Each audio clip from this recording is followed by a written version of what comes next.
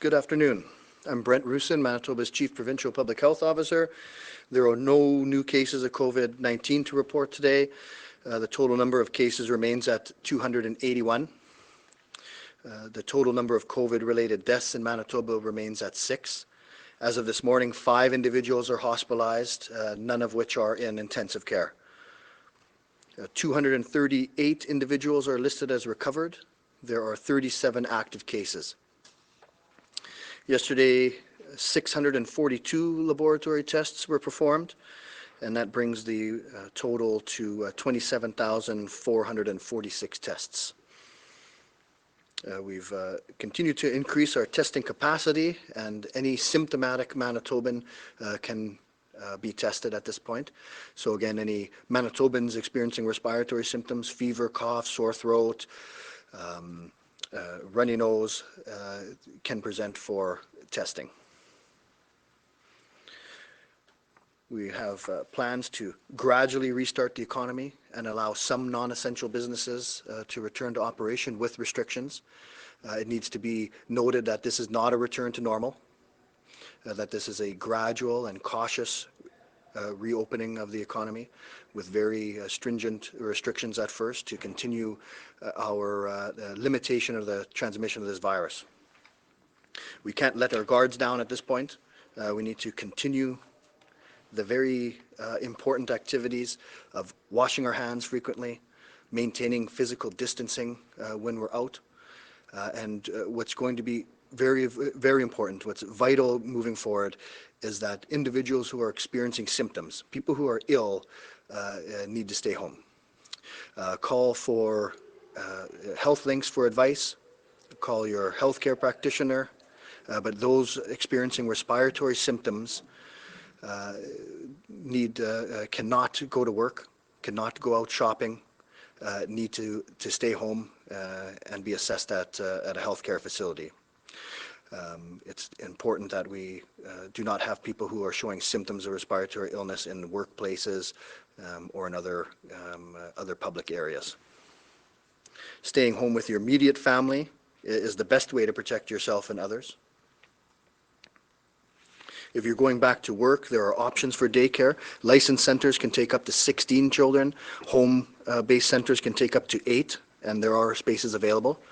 There's an online tool. Visit eswchildcare.ca or follow the link in our bulletin to view available spaces.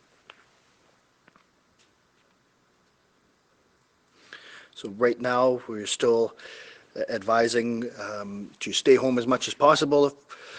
This is vital for people who are at increased risk of severe outcomes with this virus. So those over age 65, those with underlying medical conditions such as cardiac or respiratory conditions, those with immune compromise need to take extra care.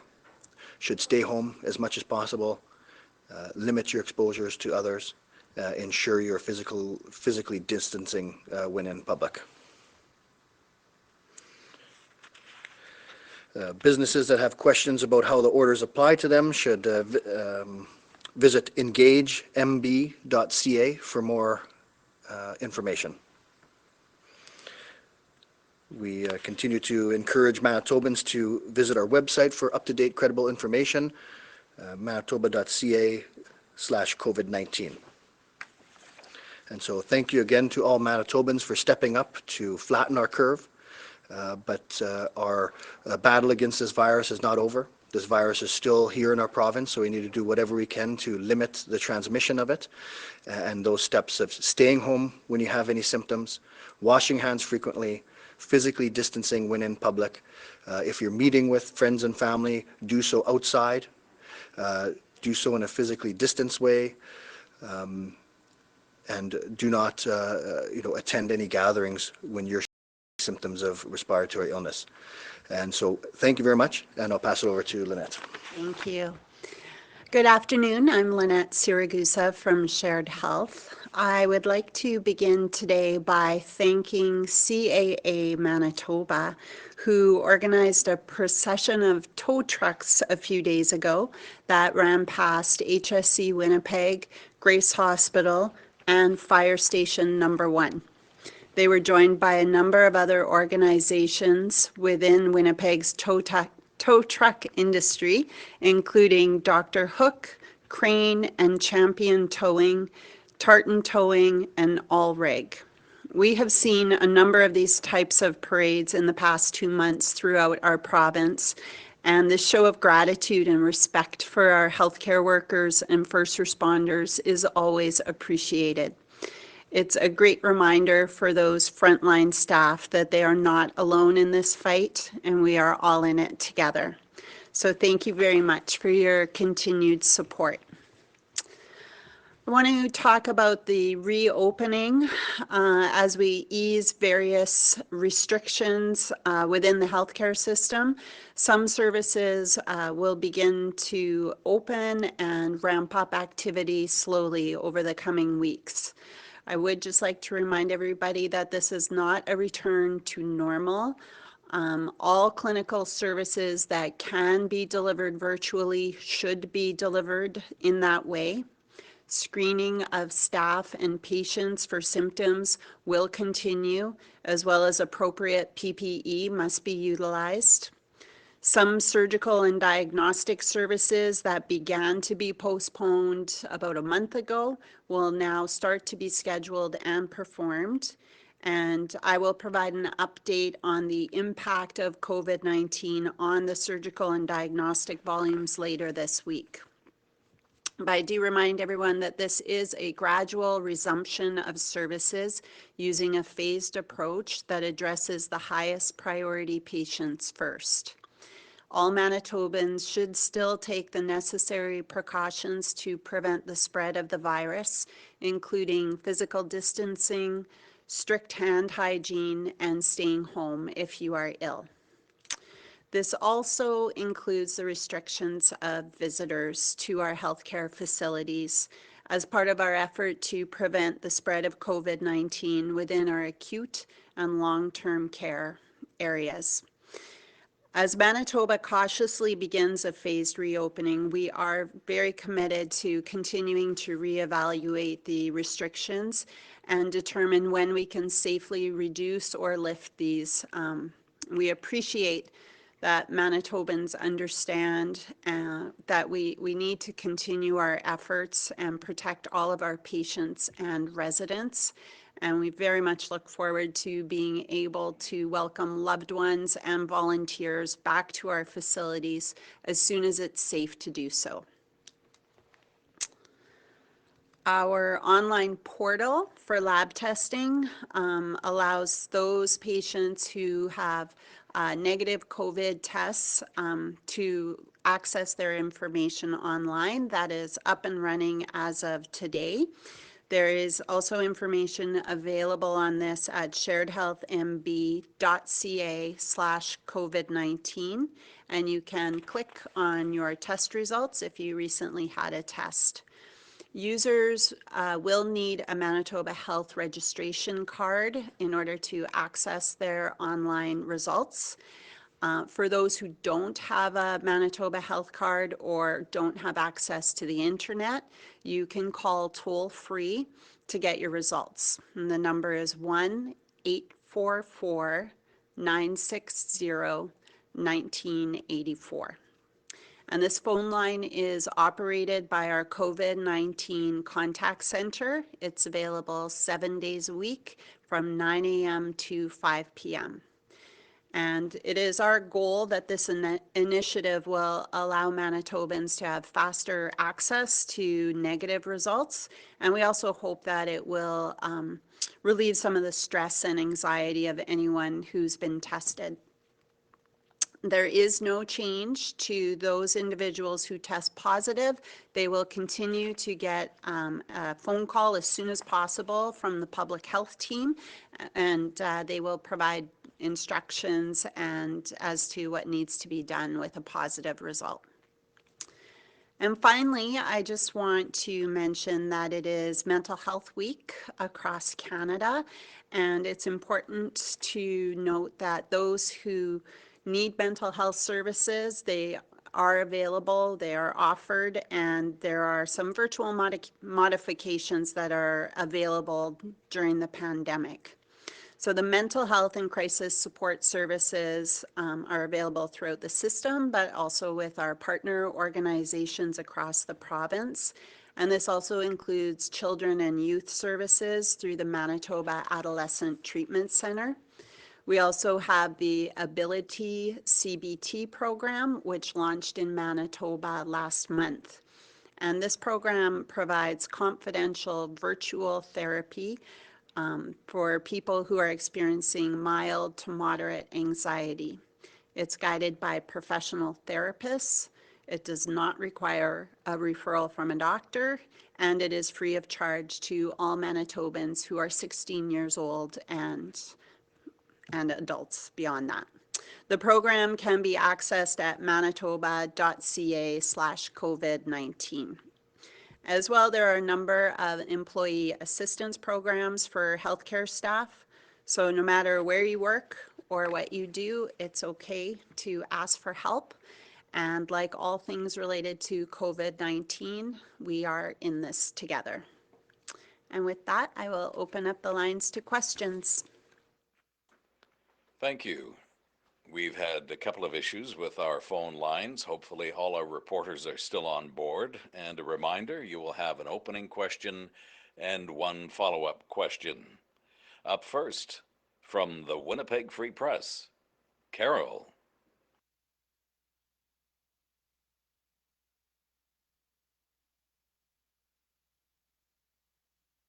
Test positive for COVID-19 about their race, ethnicity, and/or Indigenous identity. But since April the 2nd, public health nurses have had instructions for surveillance, the form that requires them to ask those who test positive about their Indigenous identity and First Nation status. Have they been asking that question since the beginning of April? That's for as far as Indigenous self-identification, that has been on since the beginning of April. The other identifiers, the work to engage various communities was ongoing. So now it's broadened that broadened the capture of that data. And how many have responded saying that they're Indigenous or First Nations? Yeah, that we haven't been reporting on that as of yet. We're going to still, work with our partners, Indigenous partners, on and how and when we might disclose those type of things. Why? Yeah, because that's their data. The Indigenous people are partners, and so we would work only in partnership with them before we released any of that data. From the Brandon Sun, Drew. Thank you. It's Drew May from the Brandon Sun. With this new portal that people can access their test results on, will people have to go there to access their results, or will they also be getting a call telling them whether or not they can get it, or they tested positive? Yeah, no, they should be either calling themselves to that 1844 number, or they can go online to get the results. I guess they could call. I think that would be the best approach. So we did have Dynacare offering calling for the past month, but it wasn't really, there were some challenges with that, and not Dynacare's fault, but just being able to contact people. So we thought it would be easier for people to contact us and get that information as soon as possible. And just as a follow-up, with that in mind, is there any concern there that introduces uncertainty into people's results if they have to go themselves instead of, them getting a call from the province? Well, they would get a call if they were positive, for sure. But if they were negative, as we look to increase the test volumes, we're looking at going potentially 1,500, 2,000 tests a day is our goal. That's a lot of trying to call people, and lots of times they weren't able to get a hold of them, or the number was wrong. So this way it really puts the power to the patients, to the people who had the test, and they can go online and look or call, whichever they prefer. Thank you. From CJOB, Diana. Good afternoon, Diana from 680 CJB. Dr. Roussin, obviously camping reservations are open. That kind of brings up a similar question of fishing. So with opening day set for this Saturday, will boat launches be open as normal, and will there be inspectors there to make sure everyone's kind of following the rules as far as physical distancing? Yeah, so I don't, there's a number of launches around, so certainly we have the ability to enforce a number of the orders. They're, where the officers will be at any one point. I can't really know that, but certainly there's the orders are in place. They are enforceable, and so people will be held to account. But our numbers show that Manitobans have already known how important this is. The Manitobans have been following the rules, and we'd expect them to continue to do so. And kind of just following up on that, are there rules about how many people are able to be in a boat at any one time? Do they kind of have to keep that 2 meters apart? Will that sort of thing be patrolled? Well, certainly the group sizes are certainly enforceable under the Act. Or under the public health orders. So there certainly could not be group sizes of greater than 10. The physical distancing strategies are guidelines. That's what we are advising Manitobans. So that's less something that can be enforceable, but that's a strong guideline, and Manitobans have been adhering to it. From the Winnipeg Sun, Scott. Scott Billick here, Winnipeg Sun. Question, I guess, for Dr. Roussin, and I'm probably going to butcher the name of this drug, but is Manitoba planning on using, or are you already using, I believe it's remdesivir? Yeah, remdesivir is a nucleoside analog, and so it's still in the research stage, so it's not an approved medication yet. There's been some early studies that show some promising results in the severely ill, but it's really early, so no, we're not using it certainly in routine practice, and I don't think there's anyone here involved in a trial, but it's really early on, and so certainly this cautious optimism with these type of medications, and but we'll have to wait for more evidence to show its effectiveness. Okay, thanks. And my follow-up is, so Health Canada did a 180 this weekend on Spartan cubes and now limiting them only to research. I know the province made an order, and so maybe, I don't know, maybe you both can answer on this, but how does that affect the order that was made? Are you able to cancel that order, or do you still want these Spartan cubes for that research process? Yeah, so when we first had some cubes here, it was really for the research purposes, for the validation, and that's why these things need to be validated, and right now there was some reports of underperformance. And so we don't have a large number of Spartans right now, and I don't have the details on any order that we have, but certainly at this time it won't be a part of our testing strategy until better results are available. From CBC Radio Canada, Mohammed. Hello, Dr. Wilson. It's Mohammed from CBC Radio Canada. I have a question about daycare. Can you confirm that you had a meeting with daycares last week? And if yes, what was this meeting about? Did I have a meeting with daycares last week? I don't think there was. I know I did have a town hall session with childcare, people involved in daycares, the people who work there. I think that was a couple of weeks ago, and it was just to answer questions about ways to protect against the transmission of the virus, things such as personal protective equipment, and just basics about the virus itself.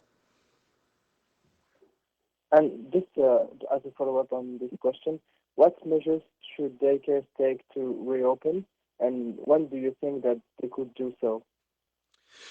So the going back to normal daycare services, that's not something that's going to happen in this phase. It's something that we continue to look at over time.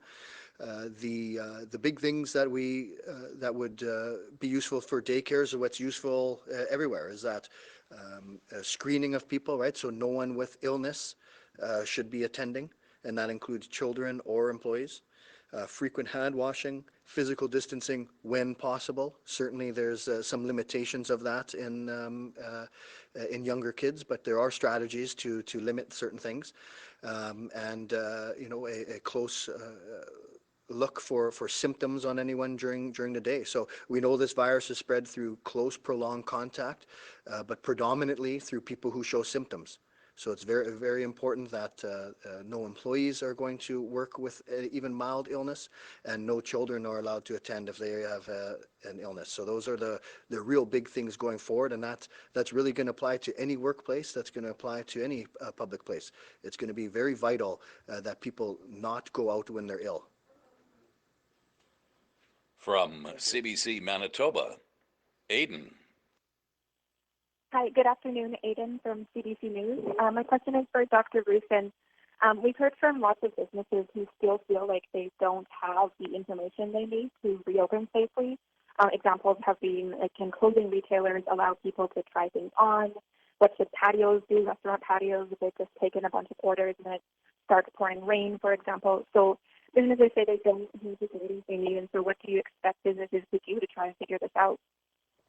Yeah, so we have a number of resources available to businesses, and they can certainly contact us at engagemb.ca. But the issue here is that the tough public health restrictions that were needed to put in place, they can't be in place forever. They have negative effects on health as well. And so we were committed that as soon as we felt that those orders could begin to be loosened, we were committed to Manitobans to start just that. And so there's questions on, why not delay it a couple of weeks? But again, and these orders have effects on health. We need to start reopening the economy cautiously, gradually, and so that will mean that a lot of detailed type information for these businesses we can deal with, but it's we were really committed to trying to reopen things as soon as we could, as soon as we thought it was safe, and we provide a lot of information on the website, and there are a lot of resources for these companies to reach out, and we can guide them further. Okay, thank you. And so my follow-up would be also on reopening. I feel like there's still a little bit of confusion among the public about how they should behave when they're out there. We've heard anecdotes, for example, of already over this weekend, before phase one even began, people seeing like a family of four shopping together at a garden center over this weekend. So is that something you want to see? And what clarity can you give people about how they should behave, not just how they can behave? Yeah, so this is a gradual reopening, and like we've said, it's not a return to normal in any way. And so this virus is still in Manitoba, and we need to keep our guards up to minimize the transmission of this virus. And the more crowding we have, the more contacts between people, close, prolonged contacts, then the more risk we have for transmission. So again, it's not a return to normal. I would advise against family shopping trips if they're not necessary. You can have still just the one member of the family, if possible, to do that is best. To certainly be very aware of any symptoms, even mild respiratory symptoms. We need people to stay home. We cannot be shopping or in groups with symptoms. And so, it's the physical distancing is still important. We're able to reopen things quite gradually, but we're doing so in a manner for the most part, to allow that physical distancing to continue to occur. And so we need to still be aware that this is not a return to normal. People need to keep that physical distancing on their mind. From the Canadian Press, Steve. Dr. Roussin, Steve Lambert from the Canadian Press. Following up on the question about patios I asked you last week, if I am a restaurant owner and I have a patio, am I supposed to require people sitting at the same table to be 2 meters apart? And am I supposed to try to ensure that only members of the same family group sit together at a table? Yeah, so this is the difference between what's an enforceable public health order and what's public health advice. So the public health order would require them to be operating at 50% capacity, and all tables need to be 2 meters apart. Certainly, sitting at a table, it's going to be tough to have people situated 2 meters apart. A public health advice is that, yeah, this is not a return to normal. We're not advising people go gather with groups of people outside their household and even go sit on a patio at the same table together. Certainly, we're not going to be putting that on restaurants to try to figure out who's from the same household or not. So it's not going to be an enforceable order, but it's not a return to normal. This isn't still the place where you'd get together with 10 of your friends and go sit on a patio at the same table. This isn't that return to normal yet. And so there's the orders that are enforceable, and then there's the strong public health advice. And on the enforcement front, can you tell us what enforcement measures are in place regarding the ban on non-essential trips to the north by Southerners? Are there ways of tracking people at either airports or along Highway 6 and other highways? Yeah, so right now it's, the order is certainly enforceable. It's there. And there's many options to be able to enforce it. But what we see is that Manitobans have been following our plans all along. They've been following our advice. They've been following the orders. So the enforcement is something that could be a possibility, but right now we don't have anything in place that's that's tracking people or anything of that. So it's certainly enforceable, and if we're getting reports of issues, then we can certainly follow up with that. From CTV Winnipeg, Michelle. Hi, it's Michelle Gerwing from CTV Winnipeg.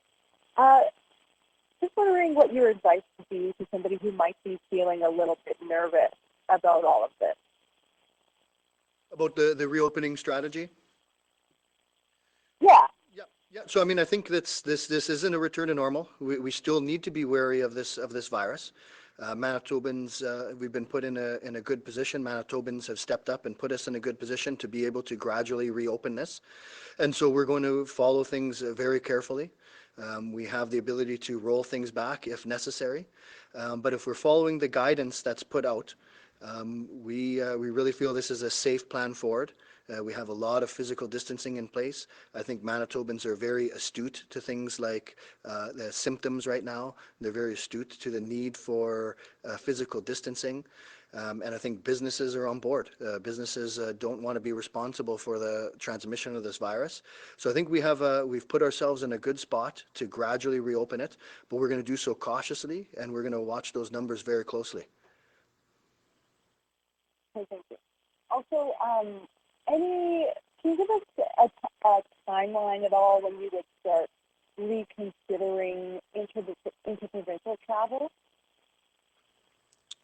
Like when we would reduce the order for the 14-day self-isolation? Yeah. Yeah, so that's, the travel restrictions are going to be with us for a while. We're going to be following things really closely. So there's certainly a northern travel restriction. We need to, do whatever we can to limit the introduction of this virus into remote isolated communities. And as far as the interprovincial travel is, right now our epidemiology is better than certain other jurisdictions, and so we're still at risk of the introduction of the virus, the importation of the virus into Manitoba. So we're going to keep those restrictions in place so that we can gradually reopen things here, knowing that we're doing whatever we can to limit the importation of the virus. From City News, Jonas. Dr. Roussin, just kind of more of an overview of where we are today based on where we started. I mean, if we had come into this reopening on the back of 10 straight days of single-digit caseload when we first started, Would that have surprised you in a good way? Are we ahead of where you expected us to be right now? Yeah, I mean, I think that going into things like a pandemic, you understand that it's going to be very difficult to predict where we are. So I think that our geography, our timing, really allowed us to get ahead of this. So I think that certainly if you showed the curve where it stands now at the beginning of this and compared to other jurisdictions, it probably is not what we had expected. So I think it's Manitobans have put us in a position right now where we are at the right time to start gradually reopening things. But again, very cautiously, we still have to deal with this virus, and we will for quite some time. Absolutely. So I guess folks that may be hoping to go to the cottage in, say, northwestern Ontario at some point this summer, maybe out of luck for quite a while. Well, I mean, I think that the public health orders for the travel, they don't restrict interprovincial travel. They will require the 14-day self-isolation for those who are certain groups are excluded with that. So it's hard to predict. I mean, we have information for cottagers on our website, and the guidance really is. If you're leaving the province, is to really leave no trace, to not visit, towns, not visit retail outlets when you're out of province.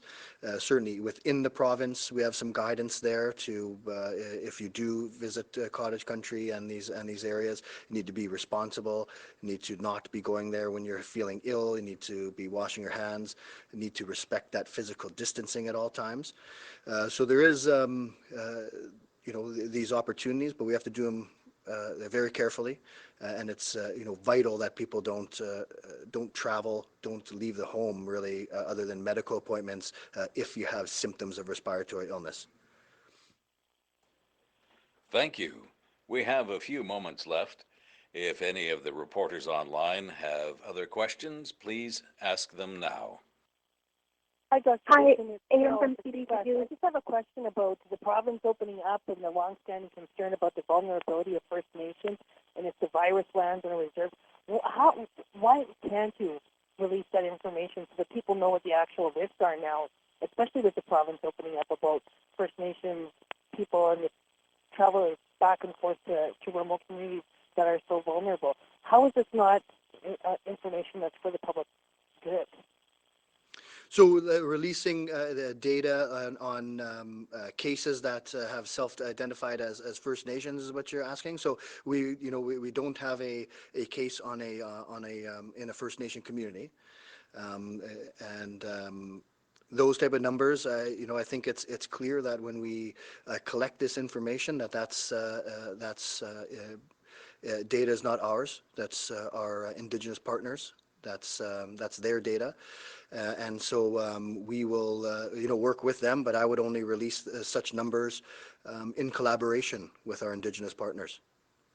It's their data, but aren't public health nurses asking the question? Well, those who are, working in the field, who are doing contact tracing, are well aware of the cases and contacts. To announce that publicly, we're only going to do that collaboratively. Scott Phillips from the Sun here. So I just looked back. So on April 20th, I don't know if either you or Lanette said there was an order coming of these Spartan cubes by mid-May. Is that order still coming, or has that been canceled? We'll have to look into that. I'm not sure if they're still coming, if we can cancel the order. I'll follow up, Scott, and get back to you. Okay, thank you. Aiden from CBC News. I just want to look back to the Spartan cube. I know that the cube is being researched validated within Manitoba as well, and I was wondering if Manitoba research found the same issues of unreliability as the federal research did. Yeah, I think that it was consistent across the nation. There was concerns about the validity at this point, and so that's what led to these actions.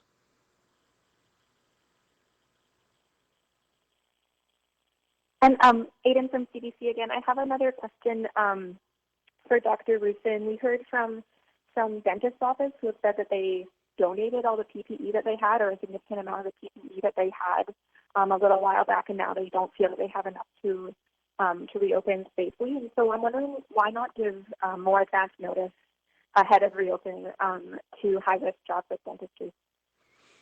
So the notice, so again, these are loosening of restrictions. They're not directives. And so there's a few ways of looking at it, and certainly we looked at both ways. We loosened the orders when we could. Right, we couldn't engage a week before we lifted them because they weren't ready to be lifted, and we didn't know they could be lifted. So we're following the numbers, and as soon as the numbers were guiding us to say it's a safe time to start loosening things gradually, then we did that.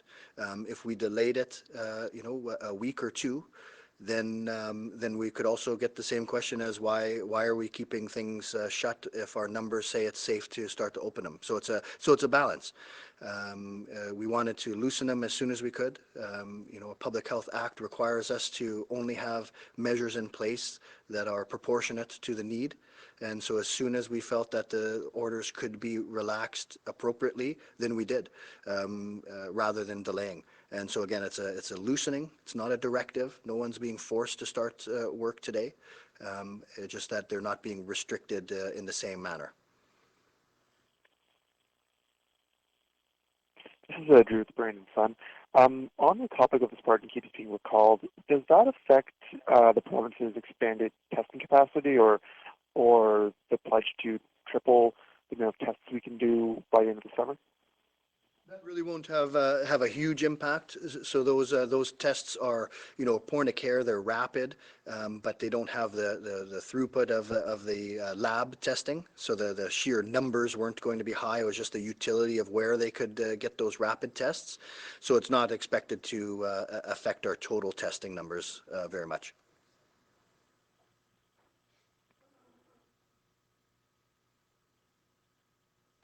We have time for one more question.